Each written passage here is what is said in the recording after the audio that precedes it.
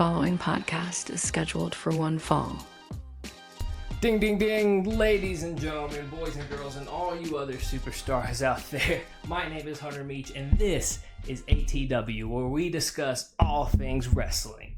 Welcome to the podcast, everybody. Welcome to the first episode of the podcast. This is the studio. This is going to be the studio for the podcast, at least for the first couple while we get in, get our feet wet, take a dip in the pool, see how we like this podcast stuff. But yeah, this is my man cave at my house. It cost me everything, an arm and a leg to just have 4 Funko Pops, but I should have more wrestling Funkos than this. They're just stored somewhere else, but we got a couple wrestling decor going on here. We got the Kurt Angle, we got the Taker and Brock Funko Pop going on here. We got the WrestleMania 12 Shawn Michaels, and this one's actually cool. This is a signed Rikishi, where he wrote "I Did It for The Rock."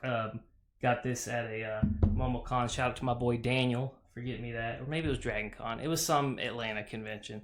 Let's see, we got the title here. Got my boy Razor over there, boy Flair here. Got a signed Undertaker OG concept art print. That was really cool. Got a bunch of figurines up here that my mother-in-law actually stole from a kid's shopping cart in Goodwill. Yeah, these are not bought by me. She just found them and she stole them from the shopping cart because they weren't purchased yet. And then the kid was like, "Do you need all of them?" And she said, "Yeah, be faster." So I now have a shelf of a small 8-year-old's action figures. I'm so sorry, but this is ATW. This is ATW. This is the first episode, and let's just, we're just going to introduce the podcast, tell you what we're about here, tell you who I am, and then we'll get into some of the nitty gritty. ATW stands for All Things Wrestling. It's a fun little play on words, ain't it? And we're just here. We're just gonna talk. We're gonna shoot the hooch on just different things that are going on in wrestling. We're gonna talk about everything. We're gonna talk about current events. We're gonna talk about past events. We'll look at past matches. We'll do rankings. We'll ask other people their rankings. We'll get in internet arguments over who thinks which Shawn Michaels match is better than the other. It's going to be great. Wrestling fans are the least toxic people on earth, obviously. But no, yeah, we're going to just discuss all things. We'll do, anything that's big in news during the week. But we won't always talk about current events in wrestling. We may talk about past events. We may have discussions. We may go into debates on, between two similar GOATs, like a Rock versus Austin, a Bret Hart versus Shawn Michaels. You never know what we're going to do here. But we're going to just kind of cover everything wrestling, and we'll cover all wrestling promotions, not just the WWE, not just AEW. We'll look at WCW, we'll look at New Japan, All Japan, we'll look at the AWA, NWA, we'll look at the territory, whatever it is, we will cover it. So, that's that. Let me introduce myself, since I am the host of this illustrious podcast. My name is Hunter Meech. For those of you who do not know, I am an Atlanta-based comedian, which means naturally I have a crippling caffeine addiction, so we're going to go ahead and take care of that for us. Shout out Alani for the cool cotton candy flavor. I'm not sponsored, but it's a good flavor. I don't care. Sponsor us, Alani. I just want to give a huge shout out to the Kuttin Loose Network and people over at Kuttin Loose Studios for inviting me to be a part of the Kuttin Loose gang. Those guys, man, they're just rolling out killer content left and right. And let me tell you, it's not slowing down anytime soon. All right, they've got so much in the works right now. Look, you want to be subscribed. All right, you want to. If you're not subscribed yet, you want to click that subscribe button. You also want to make sure you click that bell, because they've got so much stuff cooking up, and it's not just wrestling. We've got a sports podcast going on. You got an Ultimate Fighting one on here. You just got random interviews of other comedians. You've got people trying food of obscure places. You got all kinds of stuff going on, so you're not going to want to miss it. Click that subscribe button. Make sure your notifications are on. But no, and being that I am an Atlanta-based comedian, I plan to have other comedians who are also interested in wrestling on the show. That way we can get an idea of, what wrestling has shaped the influence of other people, but mostly so we can get in arguments with other comedians, because I think that would be funny. But it's just going to be me for these first couple episodes, get the flow going, get a nice, get a nice rhythm of how we want the show to be structured, and that may change. That may change depending on how this first couple episodes go. But I'm gonna go ahead and get started with just some wrestling news, and the biggest one. A little birdie may have told you. I don't know if you've heard. Maybe you've been living under a rock, but Hulk Hogan, this past Thursday. So probably a little over a week from when this airs, passed away at the age of 71. Obviously, anyone interested in wrestling knows that Hulk Hogan has died. And, everybody is, the social media perception of it has been interesting. It has been very, very cattywampus to say. Very, degree of two different sides here.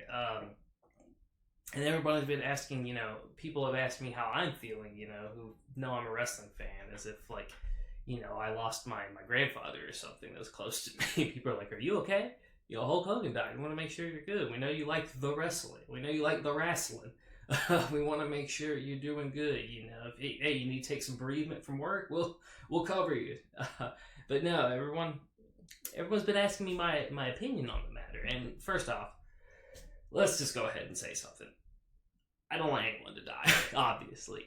Death is not, good, and it's sad when someone dies. I don't wish death upon almost anyone. There's probably a couple characters throughout history, maybe, that could change, but, for the most part, I don't wish death on anybody.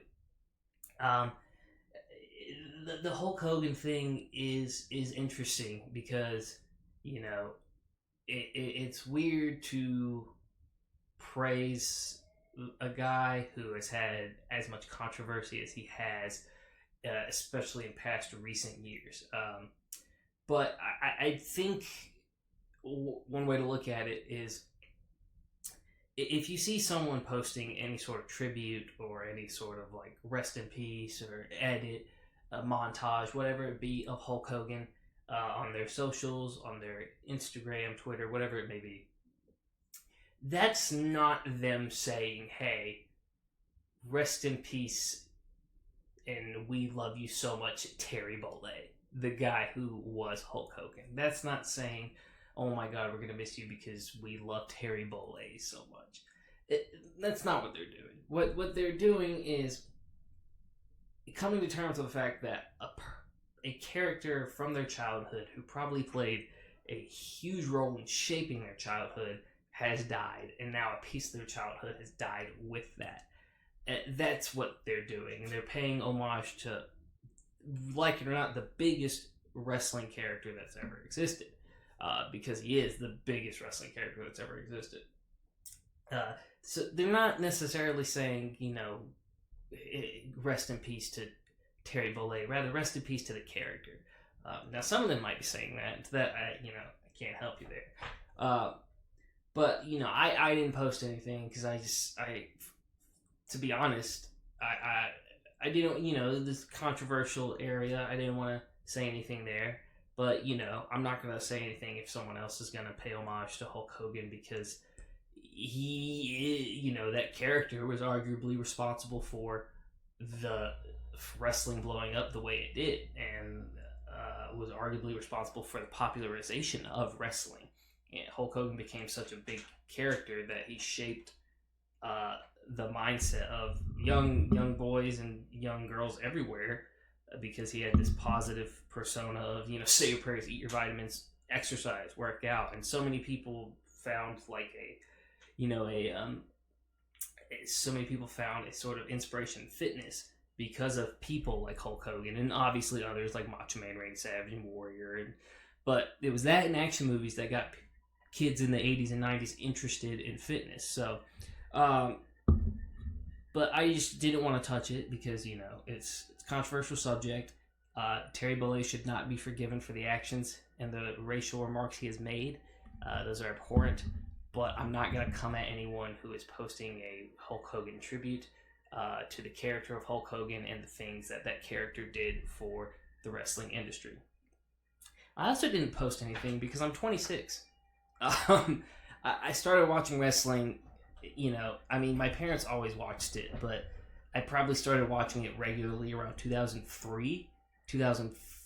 I was 5 years old, so Hulk Hogan was largely irrelevant by that time. Hulk Hogan was pretty much on the way out. Obviously, he came back and made appearances. I was too young for WrestleMania 18, so I didn't see the whole Invasion era angle live, and the match with him and The Rock, which is an amazing WrestleMania match. But I was too young for that. By the time I really got invested, Hogan was largely removed from the company, and he wasn't really doing anything. I did get to see the Hulk Hogan Shawn Michaels match, which was great because Shawn Michaels can make. Let's face it, Shawn Michaels can make a freaking fence post look like Kenny Omega. Shawn Michaels can do whatever he pleases. So, but yeah, I never felt an affinity for Hulk Hogan because I was a youngin. I wasn't even alive when he was at his height in the WWF, and then, come WCW, NWO, I really missed most of that because I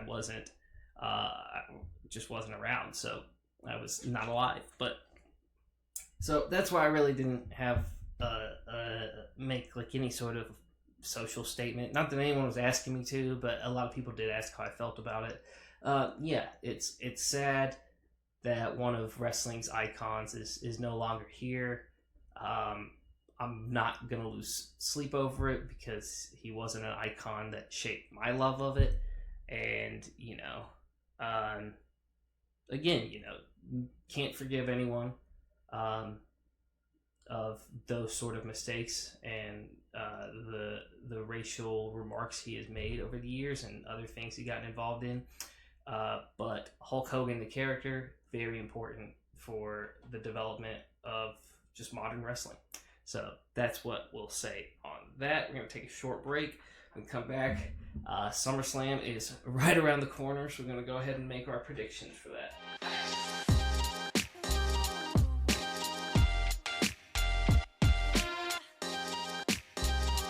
And we are back to ATW. So SummerSlam this weekend, right around the corner, 2-day event, and man, this is an interesting build-up because there's some things going on this weekend that I'm really excited to see. There's some things that I could care less to see, and there's some things that I just really want to end. We're kind of at we're not a down. We can say it. We are in a little bit of a down state when it comes to the current WWE developments. Not in comparison to like 2017. We're not that bad. We are far from that. We're much better. Listen, Triple H Paul Levesque is doing a much better job at booking than Vince was in his older ages. I'll give him that. But we're nowhere near where we were with the height of the Tribal Chief and Cody Rhodes arc.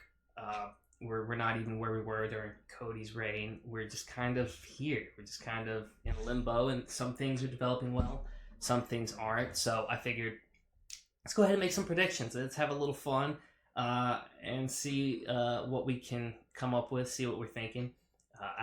Some of these I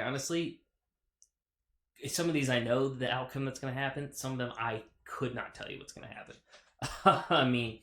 Some of these there could go either way, and I don't know what the booking mentality is going to be. I don't know why they're even booked for some of these, but we're going to go through them. Starting with night one, it's going to be Saturday, August 2nd, which will probably be tomorrow by the time this uploads.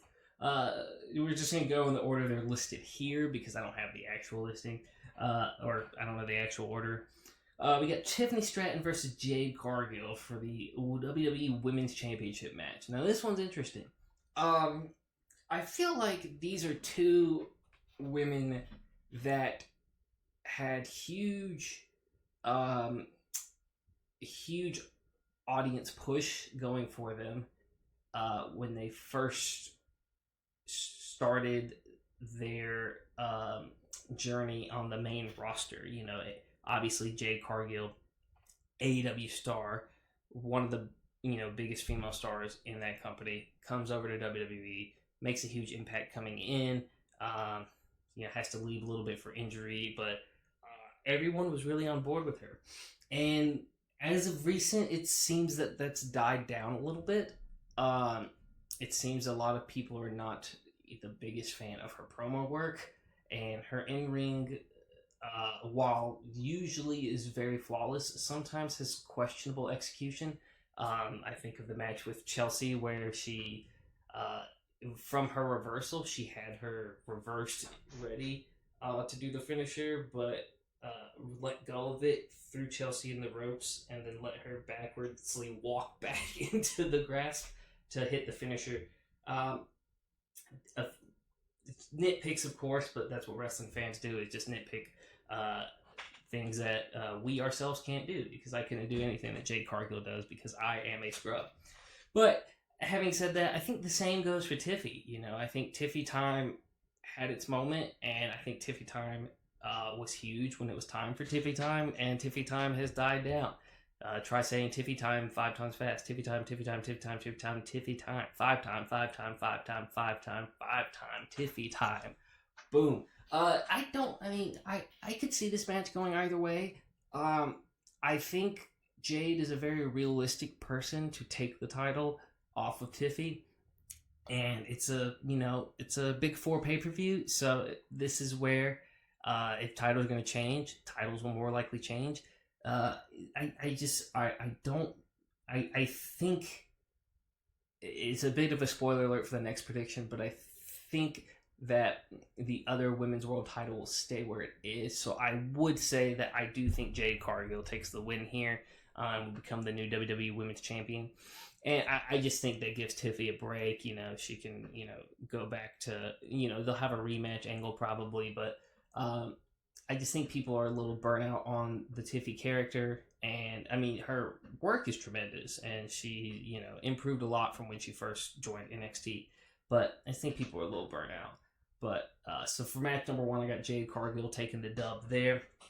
For match 2, a match that I don't know why it's happening, nor the thought process behind it. But for match number 2, we got Randy Orton and Jelly Roll versus Drew McIntyre and Logan Paul. This is a match that's happening. If you asked me 10 years ago if this would happen, well, first off, 10 years ago, no one would have known who Jelly Roll was. We'll say 3 years ago even. I don't think this wasn't a match I predicted. I mean, 3 years ago, we all thought Logan Paul would be done with the WWE. Look at him. He's one of the best talent they got here. This is another one that I don't really know the direction they're going to go in, because I could really see... I could see multiple things happening. If I were the booker, I would choose Drew McIntyre and Logan Paul to win. Those are the two that need it. Jelly Roll doesn't need a WWE victory. He is not a active WWE roster member. If I were booking this match, I probably would go somewhere around where Randy and Jelly, or Mr. Roll, however we should refer to him as, where Mr. Roll and Randy have the upper hand and, are gonna secure the win, and then some sort of low blow happens, or, disqualification. It's something that Drew and Logan can win in a not clean format, because they are the heels. It's obvious. They don't need to win clean, and Jelly Roll doesn't need to win. I'm thinking Drew McIntyre and Logan Paul take this one. Objectively speaking, that's the rational decision to make. I just, for some reason, can see the WWE say, you know what, let's have Jelly Roll chokeslam Logan Paul and then him take the dub. And that can still happen. That's fine if that happens after the match, especially if it's some sort of low blow to Randy Orton that gets the pin, or something that happens in a DQ or a count out. I don't care. It's just, no one needs to get a pin. Jelly Roll does not need to get a pinfall on Drew McIntyre or Logan Paul. That's something that does not need to happen.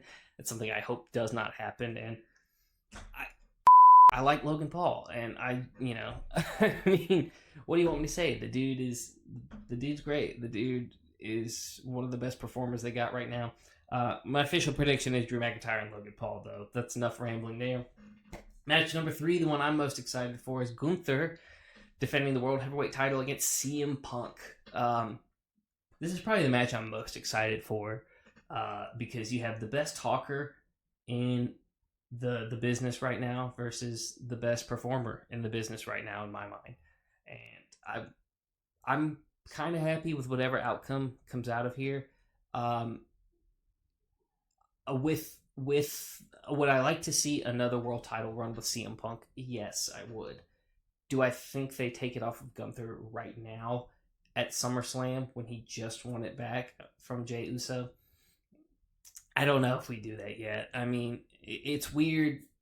Jey kind of felt like a transitional champion. He became a transitional champion for it, but it was a transitional champion for Gunther, so it was just a self-transition to the same person it was before. So it was really just saying, hey, let's reward Jey for, just selling a lot of merch, and we'll give him the world title for a month and a half. That's really what it felt like. But so I could see them actually take it off now that I think about it that way, because they really just put it back on Gunther because Jey probably shouldn't have been world champion. So I could see Punk taking it. And I could see them long-term developing Punk for eventually when Seth returns and doing a feud there. Punk winning the title does create a lot of opportunities. Drew McIntyre can throw himself back in the world title picture. Seth Rollins could eventually throw himself back in the world title picture. I would put the title on Punk, especially because Drew McIntyre needs to come back in the world title picture. I mean, the poor guy, he's so good, and the only world title run he's ever had was, the real one he had was during COVID, and the second one he had was 3 minutes before Damian Priest cashed in. I just think Gunther's going to keep it, though. I do think Gunther's going to keep it. I don't foresee CM Punk winning it here. I just don't. I think Punk would want more of a build-up. I also don't think Punk needs it because he doesn't need the world title. He's CM Punk. People are going to cheer. People are going to do whatever they can. I think Gunther takes it back. Next up, we got Raquel Rodriguez and Roxanne Perez versus Charlotte Flair and Alexa Bliss. I got to be honest here. I think Charlotte and Alexa take it. And I think that is the correct option so long as Charlotte stays, we keep up with this babyface Charlotte Flair Alexa storyline. I think Charlotte as a heel is good, but I think Charlotte became such a heel when she came back against Tiffy. It kind of just turned everyone against her, and that you want a heel that you still kind of, in the modern day of wrestling, you want a heel that is a heel, and people were kind of just seeing Charlotte as just an awful person. So I think this storyline with her and Alexa Bliss, towing the lies of this friendship partnership that's gonna be a friendship, is really good for Charlotte, and it's really good for Alexa because it puts Alexa back there. And Roxanne Perez and Raquel Rodriguez, they've had the tag titles enough. They don't really need to keep them. So I got Charlotte Flair and Alexa Bliss winning that one pretty easily. Next one, got Roman Reigns and Jey Uso versus Braun Breaker and Bronson Reed, with Paul Heyman as Bronson Reed and Braun Breaker's manager. Now this one's interesting because Braun Breaker is the next big thing for the WWE. It just that's the case. He is. And I think, you don't bury young talent when they're on the rise. But losing this match, I don't think buries him, especially because it's against Roman Reigns and Jey Uso. I think, especially if Braun just doesn't take the pin, everything's fine here. I think what's going to happen is Roman Reigns and Jey Uso will win. One of them, probably Roman, kind of needs to be Roman since he's been gone for a while. We'll pin Bronson Reed and then pick up the dub for those two, and it'll just be a little feel-good segment on, the two cousins joining forces and being like, all right, yeah, we really are, a family, and, we really enough with the whole, I mean, we are the bloodline. This is the only bloodline we need is you and me, bro. We don't need a wise man. We don't need any titles. We just need the family. We just need us two. We just need blood. So I think Roman Reigns and him will pick that one up. I think as long as they pin Bronson Reed instead of Braun Breaker, it'll be fine. And then for the last match on the night one card, it's Sami Zayn versus Karrion Kross with Scarlett. This one, I wish I hope Karrion Kross wins this match. Karrion Kross did win via cheating from Scarlett Monday night, so I don't know that he will. Usually, if the WWE's one thing, it's predictable. People who win the night before the pay-per-view are not winning the night of the pay-per-view. But Sami doesn't need a win here. I'm going to go on a limb and say that Karrion Kross will win. I'll predict that Karrion Kross will win. Because he really needs it. He needs a dub. Sami Zayn doesn't. Sami's always going to be the lovable, goofy baby face. But Karrion Kross, he's, the guy is immensely talented. He can cut amazing promo work. He is just, he's great in the ring. And he has, he's got a look that works. And he especially when he first came to WWE from NXT, he just hasn't been utilized properly. And it's kind of sad because he's someone that I really was high on in NXT and I loved a lot. And they just haven't used him properly. And they're running out of chances. I think if they don't do anything with him after this, then the Karrion Kross experiment is unfortunately kind of done. So he really needs to take the win here. I'm going to say they do give Karrion Kross the win. They're both Triple H guys, but Karrion Kross is a huge Triple H guy. So I'm going to say they give him the dub. And that's all of night one. My official predictions again were Jade Cargill, Drew McIntyre, Logan Paul, Gunther, Charlotte Flair, Alexa Bliss, Roman Reigns and Jey Uso, and Karrion Kross. Those are my 6 winners for the night. Now we move on to night 2, and I gotta switch pictures because I didn't get the whole thing. Night 2's definitely got I don't want to say the more interesting matches, but they do have the quote unquote bigger matches. And we'll save number 1 for last because that's the actual main event of the night probably. So the first one, this one I really don't know where to go here.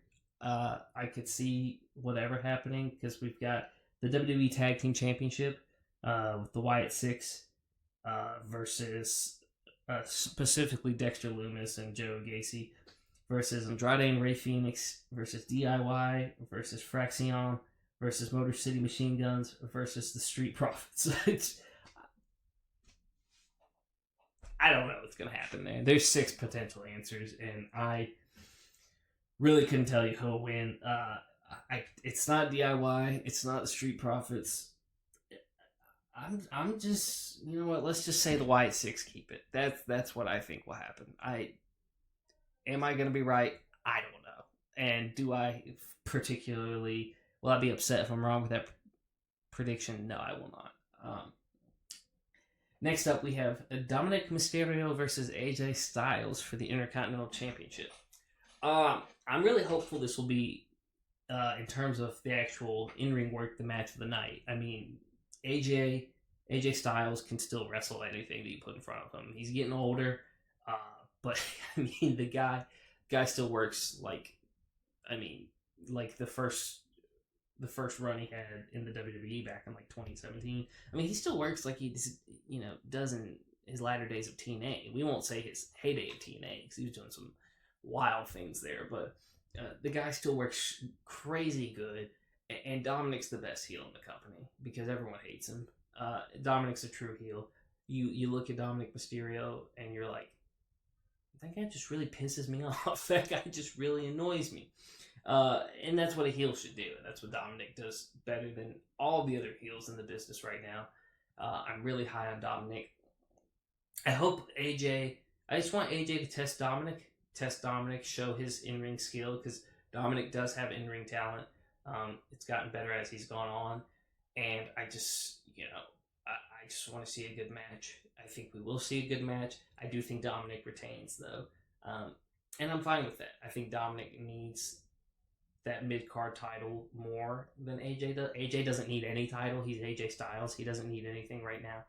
And I think the longer Dominic has Intercontinental title reign will be the more beneficial for him. You can't just take it off him and insert him in world title. He's not quite there yet. I think he could be potentially in a few years. So I would like to see him hold the Intercontinental title longer, and I think the WWE would. So I have him picked as the winner of that match. Next, we have Solo Sikoa versus Jacob Fatu for the WWE United States Championship. I think this one's clear cut. This is in a steel cage match, by the way, so that's pretty cool. I think this one's clear cut. I think Jacob Fatu takes this. I don't see Solo Sikoa taking this. Jacob Fatu is, not that Solo isn't talented, Jacob Fatu is so talented.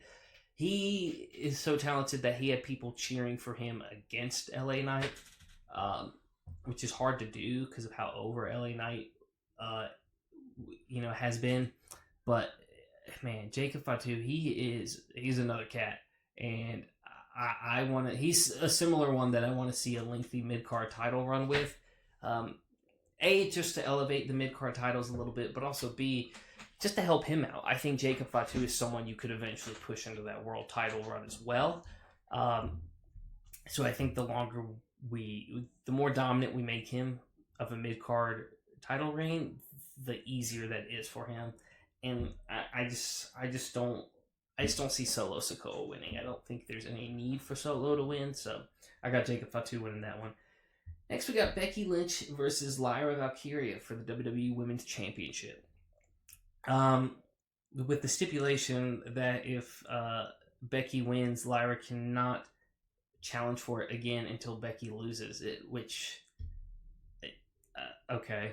I mean, that's not that significant of a stipulation, obviously, because someone else will just challenge Becky and beat her. I do have Becky winning this match, though. I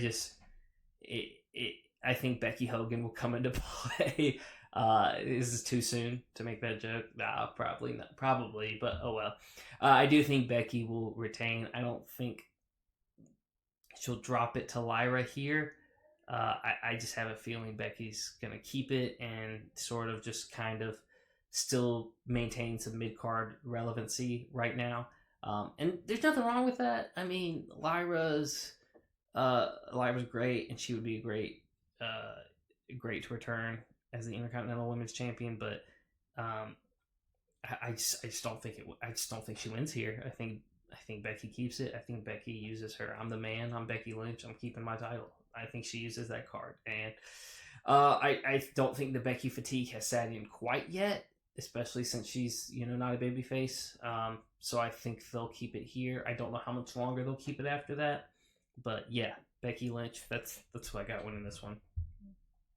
Next up, we've got the triple threat match for the Women's World Heavyweight title, or the Women's World Championship. I was butcher what it's called, but we got Naomi versus Io Sky versus Rhea Ripley. This is another match I'm extremely excited about because if you watched Evolution, you saw Rhea Ripley and Io Sky bring the house down with how phenomenal that match was. I mean, that might be match of the year. Like those two ladies absolutely destroyed and left me breathless at times. It's up there for my match of the year right now. But I also think that Naomi is doing very well as the heel women's title holder. I think she's doing some of the best work she has in a minute. Her in-ring work is very good. Her promo work has never been the strongest point. I do think it's better right now, especially as the heel champion, who is, someone who's very cocky, very egotistical, and people don't take that seriously in their promo work, but I think it actually works in her favor because that's the kind of champ she is. I really like Naomi as the world champ right now. I don't think Io or Rhea need it right now. Rhea definitely doesn't need it. Io would make good use of it, but she also doesn't need it. So I got Naomi winning this one. I think they're going to continue with the glow. And last, but certainly not least, we have John Cena versus Cody Rhodes. I don't know. I'm kind of just ready for this to be over. People are predicting all kinds of things. They're predicting The Rock to show up to secure his promise to Cody Rhodes. And what's up? Apologies, my English bulldog tried to make an appearance. People are predicting everything to Cody turning heel here, The Rock showing up and fulfilling his promise made to Cody, and turning Cena babyface again, which to me doesn't make sense, but also the whole Cena heel turn has been botched, and The Rock's involvement with it was unnecessary and botched as well, and just kind of make Cena look stupid this whole time. And I don't know, their match wasn't very good at WrestleMania. I'm just tired of this. I don't think they take the title off Cena, though. Ultimately, I think they keep it on until towards the end of the year. I could be wrong. This is one that I really don't know how to proceed, because I could also see them giving it to Cody. But the rumors are give it to Cody, but turn him heel. And I was like, I don't know if that really benefits Cody. None of it benefits John. I mean, he's already got the title. He doesn't need to hold it longer, but it does kind of look stupid if they take it off him now. I really don't know where to go with this one. But I'm thinking John Cena's going to keep it. I don't think Cody's going to win it yet. So we'll just run with that. I could be wrong. I don't know. But those are my predictions for night 2. John Cena, Naomi, Becky Lynch, Jacob Fatu, Dominic Mysterio, and then the Wyatt Six. There you go. I don't know. Again, I don't know about that tag team match, but yeah. So those are my SummerSlam predictions. Now that we got that done, we're gonna come back. We're gonna take a short break, and then we're gonna come back. We're gonna change up the pace a little bit.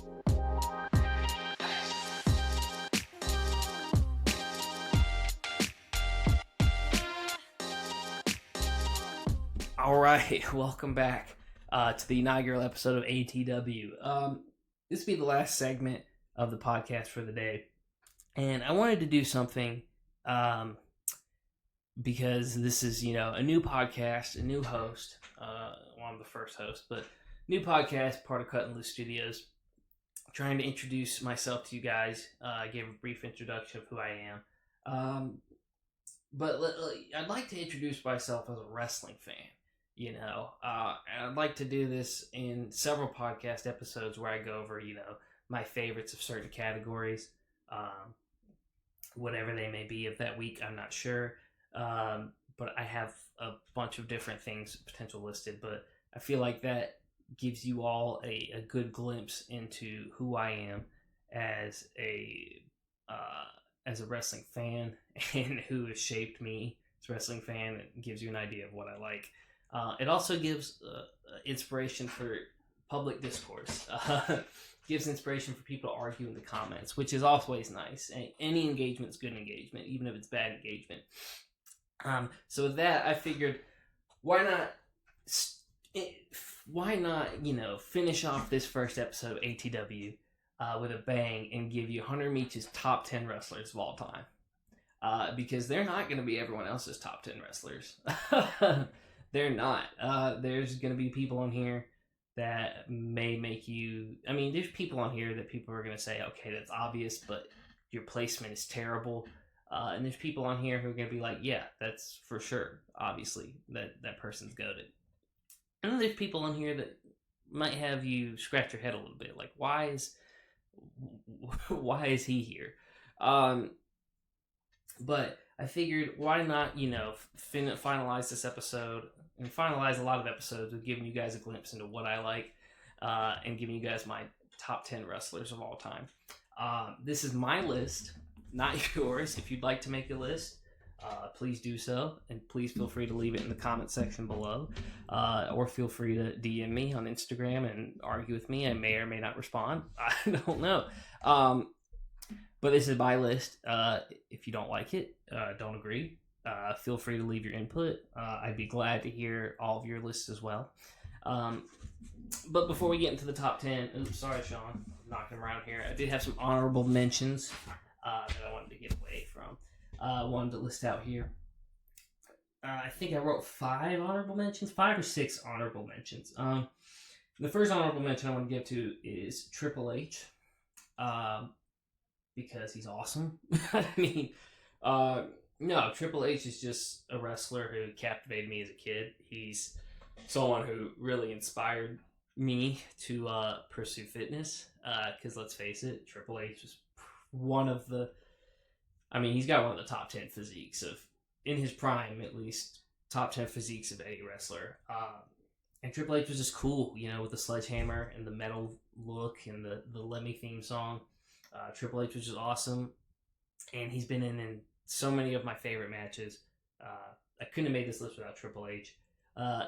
Does he have, you know, did he go on that reign of terror where he had the golden shovel and buried other talent? I mean, yeah, he did. And, you know, is he the most skilled in-ring worker? Not necessarily, but the guy is, you know, the guy just has aura. And, I mean, the guy's dedicated. I mean, he's finished matches with torn quads. He's finished matches with a crushed larynx. You got to give it to the guy. The guy loves his business. So, and he's got one of the best physiques I've ever seen in the wrestling industry. So, Triple H is definitely up there for me. AJ Styles, give an honorable mention to AJ Styles because I wasn't, you know, I watched TNA. I wasn't the biggest TNA fan growing up, but I definitely watched it. And one of the best parts about that was AJ Styles.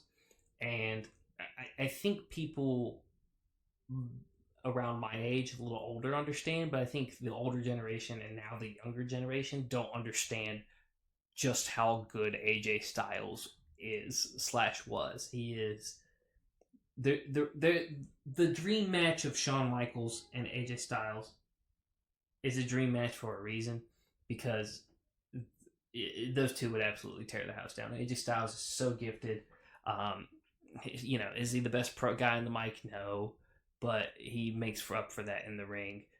And everywhere he goes, he's been a killer. You know, he's been in a rut in WWE, you know, for the past couple of years, but he doesn't need to be, you know, headlining every pay-per-view. He's, you know, done that for TNA, he's done that for New Japan, and he's already done that for the WWE. So AJ Styles is definitely on there. A more modern guy that I love and helped get me back into the WWE after I fell out of it. Once he came back, I was like, all right, maybe we'll give this WWE stuff another shot. On top of that, another honorable mention we have is CM Punk. I did not put CM Punk in the top 10. I kind of thought it was cheap to put him in the top 10, but I've always loved CM Punk.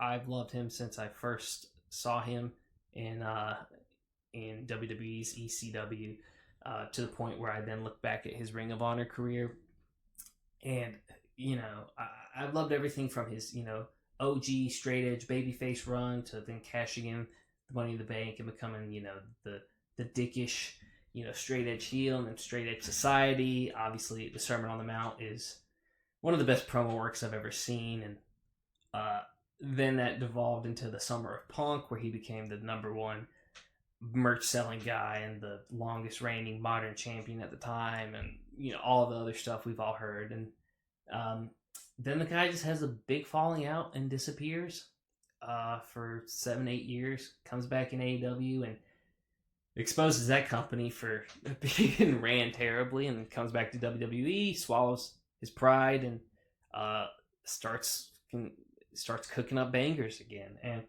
I think CM Punk's in-ring work is underappreciated. He is very good in the ring, and he's also obviously one of the best people on the mic ever.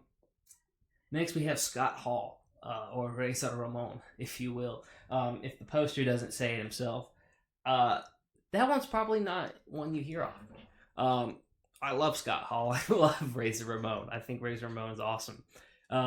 Everything from the toothpick to just the jewelry, just the oozing machismo. He just screamed aura, even if it was just a blatant Scarface ripoff from a guy who's not even Cuban.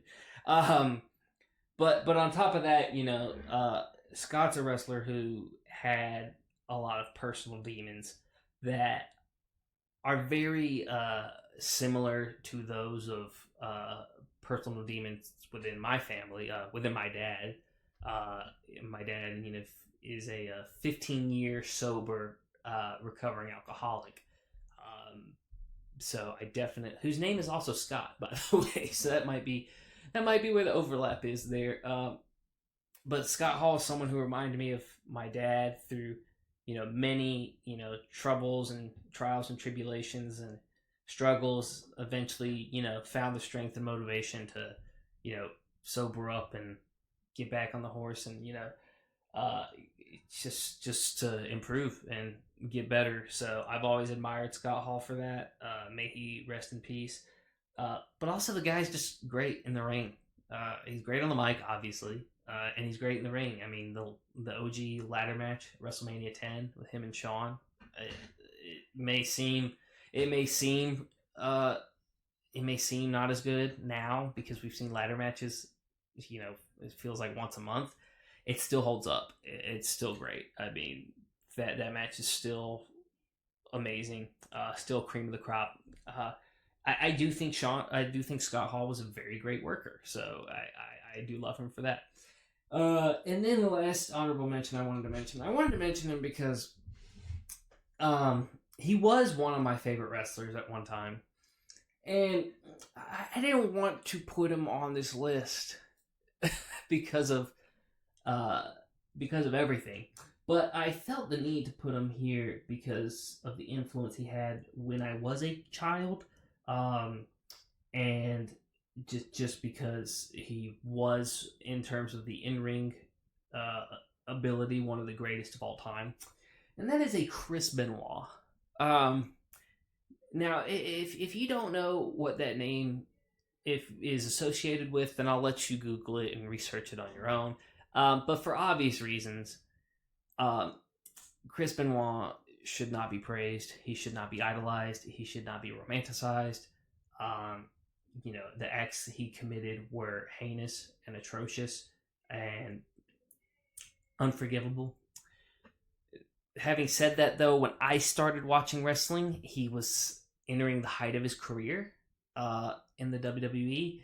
And, my dad and I were hyped on the whole push train because my dad liked him because he was a shorter buff guy. My dad's a shorter buff guy. He was also nicknamed the Rabid Wolverine, and my dad's from Michigan. Go Blue, go Wolverines. So he always was drawn to him. So we then watched the Royal Rumble where he won from number 1, and then the whole WrestleMania push and him winning the world title, and just up until after that, him just putting on bangers of matches and some of the best matches of all time. But and so as a child, I was a huge fan of him. That kind of all changed when the incident happened in 2007. So we'll kind of just leave it there. But if we're talking pre-2007, if we go back to childhood Hunter's list, Chris Benoit was a top 5 wrestler for him, probably top 3. Now, that's not something people really want to touch, and I completely understand. It's not something I really want to revisit. But I just felt the need to put him on that honorable mention because he was, at one point in my life, one of the wrestlers I would pop for the most. But those are my honorable mentions. Now let's get into the top 10 list. I'll try not to ramble on too long for all of these, but we'll just go ahead and get into it. Number 10, this guy is, he's one of the greats. Some people would argue he's the GOAT. I will not argue that, but before WrestleMania 41, he was tied as the most world title holding wrestler of all time, and that's none other than Ric Flair, the Nature Boy, the dirtiest player in the game. Ric Flair, he the guy is wrestling. The guy lived and breathed and still lives and breathes wrestling. To the point where he probably shouldn't. Rick, you should probably just stop focusing on wrestling. Like, please, we're begging you. But there's no denying the impact that Ric Flair had on wrestling. I mean, he, along with, before wrestling was, before the territories were disrupted and, wrestling went nationwide, he was like the wrestling icon. I mean, he still is the wrestling icon. I mean, he's idolized in, other pop culture, but, Rick was, there he is, look at him, just oozing aura. Rick was just that guy. He was the guy that everyone knew of, no matter which territory you were a part of, and everybody loved to hate because he was just an amazing heel. But obviously, one of the most gifted in-ring wrestlers. Promo work is next to none. You could argue at his height, the best promo work of all time. And just talk about a way to stay relevant and to stay putting on, good matches even in his older age, because he hasn't put on good matches since after the WrestleMania retirement. But up until then, and especially that match, he was putting on some good matches. So, technical marvel, love the guy to death, wrestling icon. He's number 10 for me. Coming in at number 9, we got five-time WCW heavyweight champion Booker T. Booker T is somebody who, again, I mentioned in the beginning of this podcast, I wasn't around for the Invasion angle, or I started watching right after it. So I didn't get to watch WCW in its height. And that makes me really sad, because I've gone back and watched it, and I saw how good Booker T was, and I saw how good, I mean, he was with Harlem Heat even before that, but, you see how great Booker T was in the ring, and I always loved watching Booker T as a youngin. I mean, I think a spinneroonie followed by a scissor kick never got me more hyped than anything at the time, and looking back at it, I think the WWE really underutilized Booker. He should. I mean, obviously, he should have won that WrestleMania match against Triple H. That was a nightmare booked. That was part of the Triple H Golden Shovel. We can call it what it is. But I think Booker T is just one of those guys who he could do it all. He had the promo work. He was a big man, a very big man, but he could move. And I love when a big guy can move. He's not like a Kane size person, but I mean, he was a taller gentleman, and the dude had muscles on top of muscles. And I think it was funny because I don't think people give Booker enough credit, like the amount of commitment he has to what he's doing and to the bit. Because when he was given the King Booker role, and he finally got a world title run that he deserved in WWE, he lived that King Booker role. He did that terrible British accent that he and Sharmell put on, and man, it was great though. I love the King Booker era, and I love Booker T, man. That's one that I wish I got to watch live. Was his little reign in WCW. But Booker T is just awesome. There's a reason he's an idol in pop culture because he's just awesome. Number 8, we have a deceased wrestler. I think it's our only deceased wrestler on. No, we have another deceased wrestler on this list. Excuse me. But yeah, coming in number 8, we got none other than Latino Heat himself, Eddie Guerrero.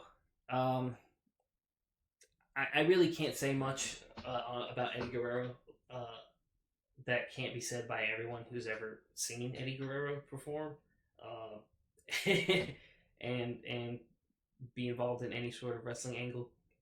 Eddie, a special talent, a small guy, but insanely strong. A small guy, and I'm a small guy. I'm 5'7", so I always akin to the small guys who can move, but who are also strong. And Eddie had that all, man. Eddie was one of the best in-ring workers. Eddie was charismatic. He was likable. You couldn't make him a heel because he was likable as a heel. He was a heel the whole time he existed. I mean, his whole shtick was he lied, he cheated, and he stole. And you loved it. You loved it about him. It was impossible to boo Eddie Guerrero. The guy was so good at what he was given that you could just give Eddie Guerrero a Chat GPT prompt and he would get it over. Like, the guy, amazing work. I remember watching him win the world title against Brock Lesnar and popping for that, and it was just amazing to see. Someone I wish had a longer world title reign. I understand why it was shorter. Apparently Eddie didn't like the pressure of it, but something that was given to him. It's like, hey, you deserve this, and we want you to be world champ at WrestleMania. But also, Eddie wasn't too fond of the pressure that came with being the world champion. So I understand why the title reign was short, but man, just going back and watching Eddie Guerrero and even WCW Eddie Guerrero, it can bring a tear to your eye, because it's a guy who is insanely talented and had so much more left in the tank, and sadly died at the young age of 38. And I think we could have seen so much more out of Eddie that we unfortunately did not get to see. But Eddie Guerrero has one of the most lasting legacies of any wrestler who only wrestled in the WWE for, really 6 years. He died in 2005. I think they officially joined in 2000, but yeah, he didn't have a long career in WWE, but he had an impactful one, and he's the patron saint of the WWE for a reason. So Eddie Guerrero, my number 8. My number 7 is none other than the Viper, the Legend Killer, Randy Orton. Longevity is the one word I would describe Randy Orton with. Randy Orton is that guy. He may be my favorite heel of all time, because Randy's a heel where he's just evil. Randy, like 2009 bald Randy was a different machine. That was a different animal. You saw bald Randy, you were scared. I was scared as a child watching bald Randy on television, because I was scared he'd break into my house and punt my mom in front of me. The dude was terrifying. But it's also amazing how he can be this terrifying evil heel while also being like a little like bratty nepo baby egotistical heel like he was with Evolution, to also just being a great baby face, and also just a goofy baby face. And the guy, he's just so amazing. He's great in the ring. He got over a finisher that wasn't his, to the point where everyone knows it as the RKO, not the Diamond Cutter. No one refers to it as the Diamond Cutter anymore. No disrespect to DDP, but Randy has made that move his own. It's the RKO. The guy cemented himself in meme culture with RKO out of nowhere. Talk about entrance theme, one of the best entrance songs ever in voices.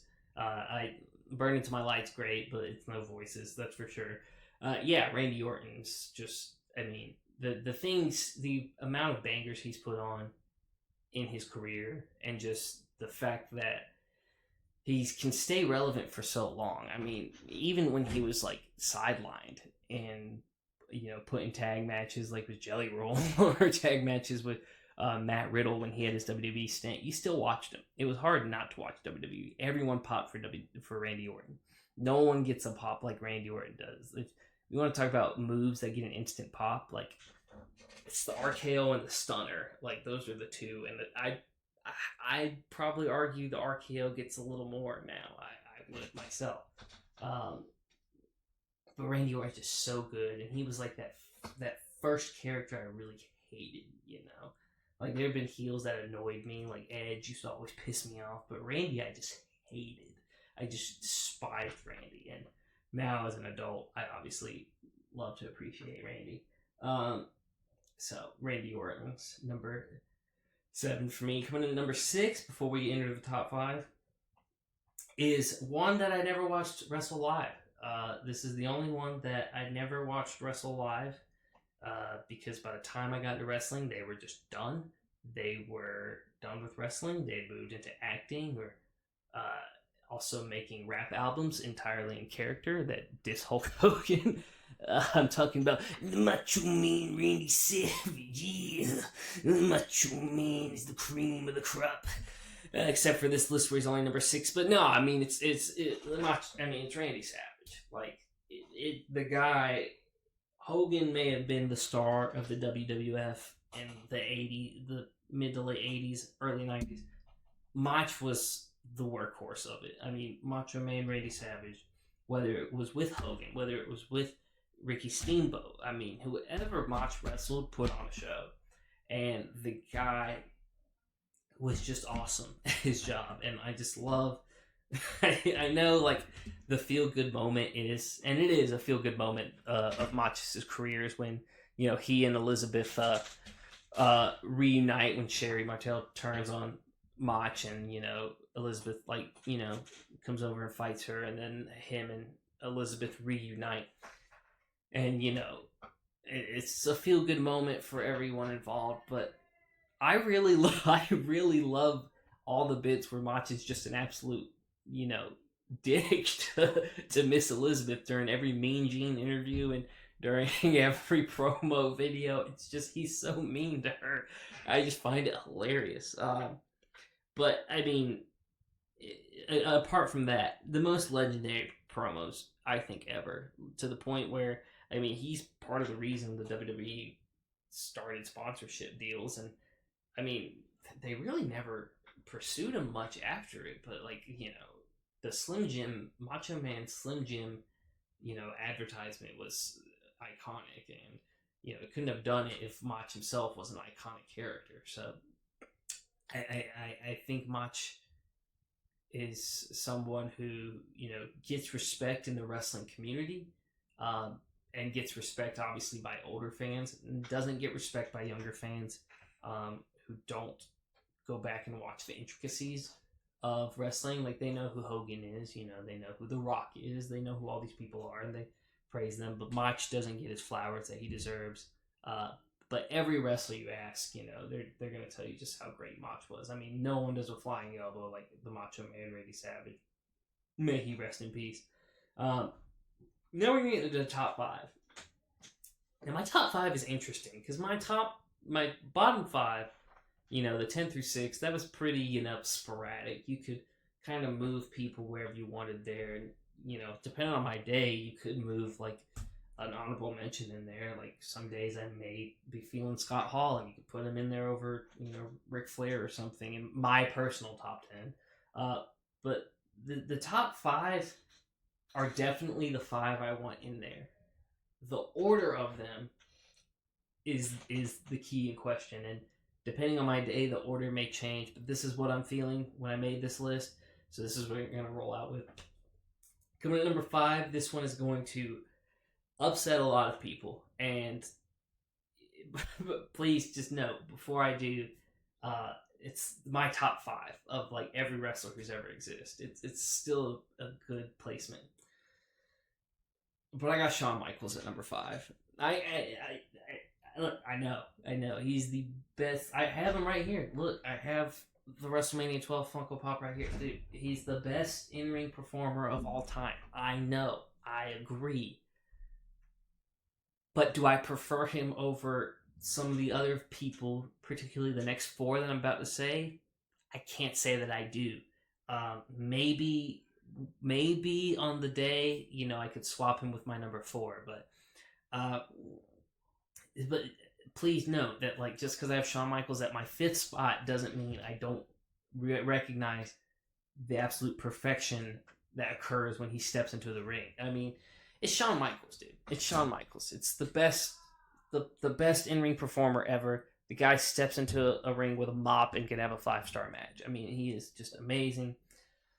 what more can be said about Shawn Michaels? I mean, you have so many classic matches: the WrestleMania 10 ladder match, the WrestleMania 12 Iron Man match, the WrestleMania 25 and 26 Undertaker matches, the WrestleMania 24 Ric Flair match, the WrestleMania 23 John Cena match, which Shawn should have won. They butched the booking there, and that's when people started turning their back on Cena. You know, everyone wanted Shawn to have another title reign. His match with Kurt Angle at WrestleMania 22, I think. His match with Hulk Hogan. I mean, the best Elimination Chamber match of all time, the first one where he won his last world title.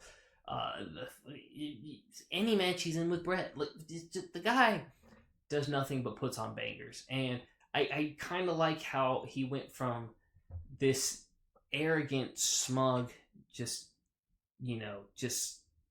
prick of a guy to being like that he was in the late 90s, to just being the goofy, lovable, just like born again cowboy who just goes dancing around dressed like Shane McMahon and makes fun of his twitchy eye. And I just love the dynamic of the two Shawn Michaels, because they feel like two completely different people, but they work like the same person. Their in-ring performances are just as good. Not to mention, Shawn also was part of, but the leader of arguably the best faction of all time with D-Generation X. And that was DX's heyday. You know, that was when DX was good, and you know, they were doing the public address and they were doing the promos where they accused the Hart Foundation of homophobia and being racist, and that was like when they were doing and that's when they were entertaining. Not that DX was later entertaining when they were bullying Vince and had the glow sticks. That was fun, especially as a child, but the 90s DX was better. But it's just Shawn Michaels. I mean, the guy is seen as the greatest in-ring performer of all time for a reason, because he is so amazing, and he's in my number 5 spot. And the part that'll upset a lot of people is in my number 4 spot. I have Bret Hart. That's either going to upset some people or make some people happy. I'm a Bret Hart guy. I love Bret Hart. I feel bad for Bret. I say that like as if Bret's, has cancer or something. I mean, well, he did have prostate cancer, but that's regardless. The whole Montreal screw job, the whole way that was ordealed, that was terrible. But if we take that out of it, I think Bret Hart is probably the best technical wrestler of all time, maybe with the exception of the next guy I have on my list. But Bret could just do it all. Bret was someone who, like Shawn, when he was in the ring, he told a story. And he was someone who probably should have never made it to the top, but did make it to the top because of how dedicated he was to the business and just how good he was. Starting with the Hart Foundation, him and Jim the Anvil Neidhart, they were tag team wrestlers. And it never, at first, didn't seem like they were going to go anywhere outside of tag team wrestling. And all of a sudden, Bret's getting a solo push, and then just look at how over he was when he beat Flair for the title. Look how pissed everyone was when he lost at WrestleMania 9, but then they just put Hogan in to win it right after Bret should have won it, just because they wanted Hogan to have the title. Look how happy everyone was at WrestleMania 10 when he beat Yokozuna. I mean, and the guy, and not to mention that, on top of that, let's talk about I think it was over a year, but at least the year-long rivalry he had with his own brother, Owen, where they had, probably the best steel cage match the WWE has ever had. And just amazing matches. Bret could work with anyone, and whether he liked him or not, which is funny because Bret didn't like a lot of people. But Bret could work with a rotten sponge, and I just prefer Bret's style of wrestling a little more. I like the more grounded, technical wrestling. It's a little less theatric than Shawn's, but that's just me. And again, when I'm saying I like it better, it's a very narrow margin. Very narrow margin. I kind of just like Bret's personality better. I'm a Bret Hart guy. That's all I can say. And not to mention, let's go ahead and mention it. WrestleMania 13's main event. Not main event, sorry, but WrestleMania 13's match with him and Austin. It's probably the best match ever. I mean, let's just call it what it is. It's up there. It's probably the best WrestleMania match ever. So, Bret Hart's my number 4. Number 3 through 1 is where it gets interesting because any day, one of these could be my number 1. It kind of just depends on how I feel at the moment. Some days 3 is 1, some days 2 is 3, some days 1 is 2. I don't know. But we'll just go ahead and, lay it out there and see what you guys think. Number 3, he did it all with a broken freaking neck. That's right, ladies and gentlemen. Kurt Angle.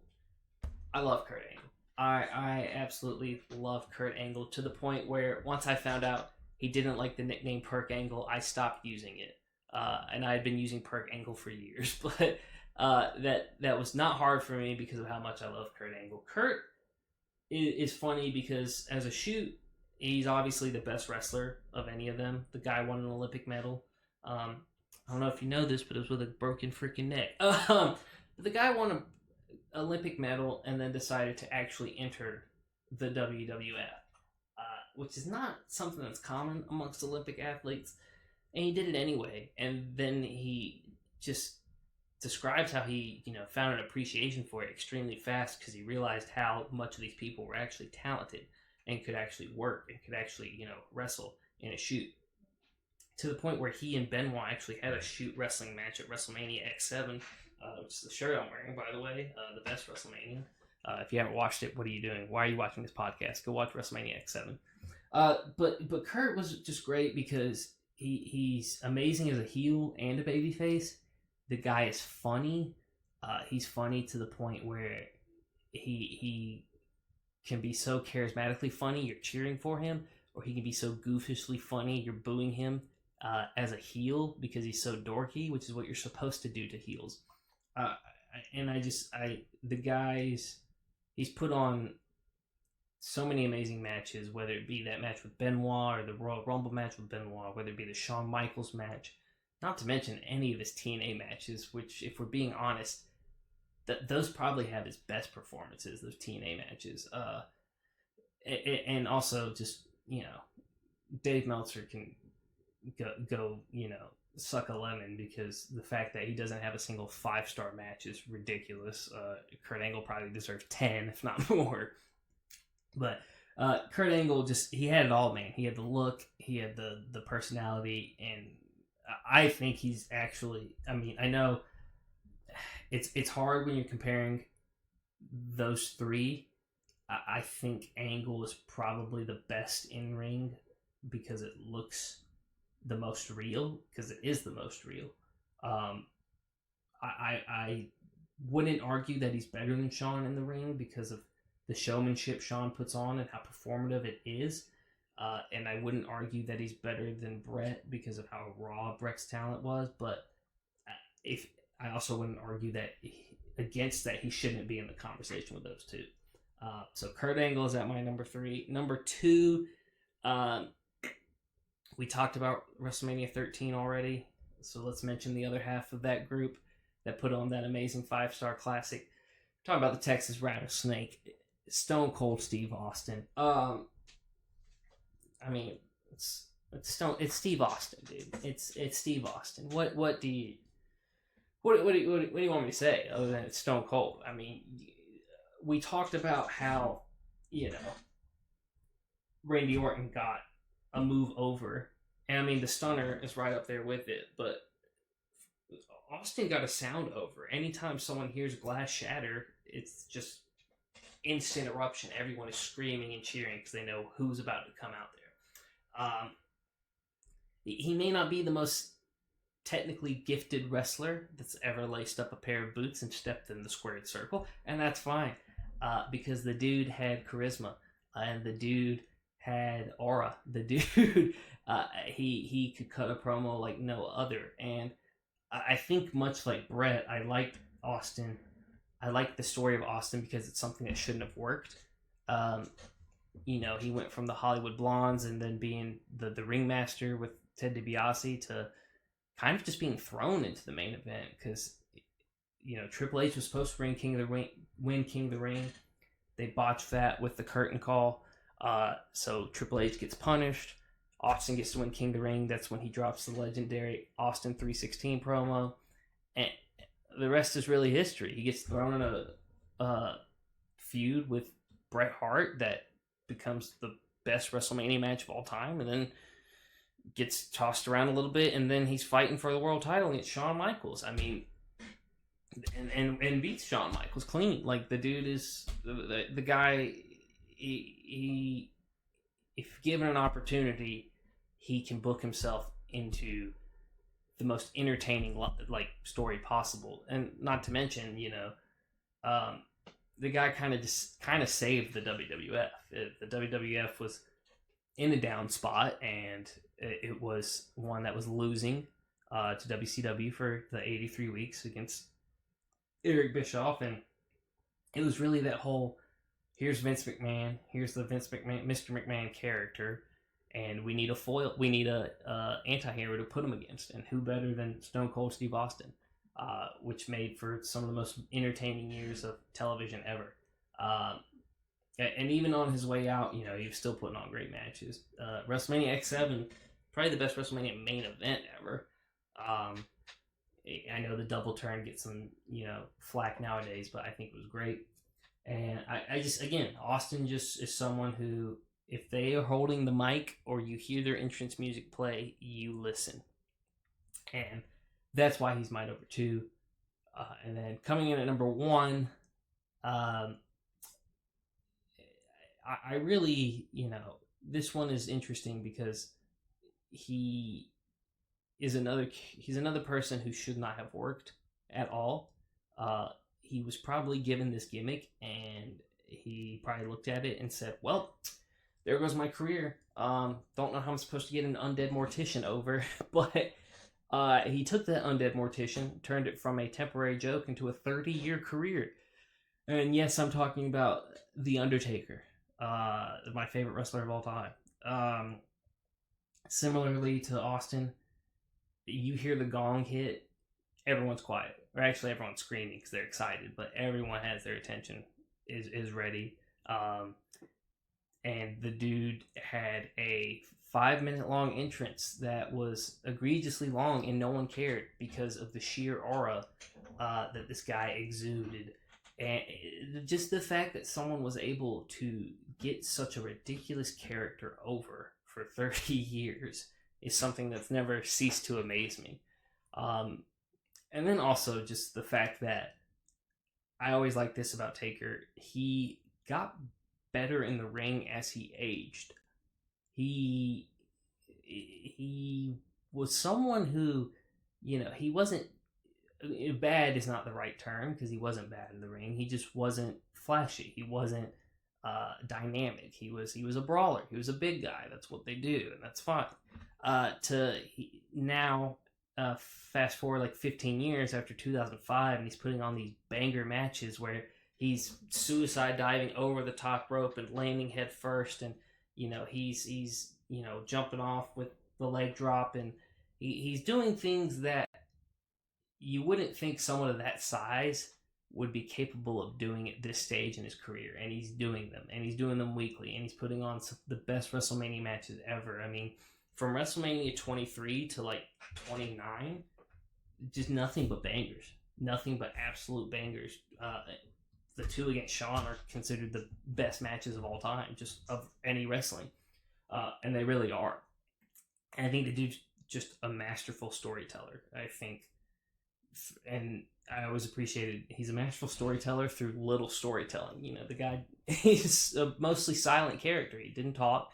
Paul Bearer was his guy, and Undertaker was just cool. Like, it was just cool. It was cool to see the urn and how that worked and how that developed, and the Ministry of Darkness was awesome, and everything. Even the American Badass, as weird as it was, and as much as it's not my favorite version of Taker, it's still cool. And him and Kane's feud and the Brothers of Destruction, I find it's hard to talk because, like, it's the Undertaker. It's the Undertaker. That's really the only way to describe just how awesome he was, is that he got a gimmick where he was to play an undead mortician and turned it into a 30-year career. Not to mention, he went 21-0 at WrestleMania, and he was dead the whole time. That's probably the best sports achievement ever, right?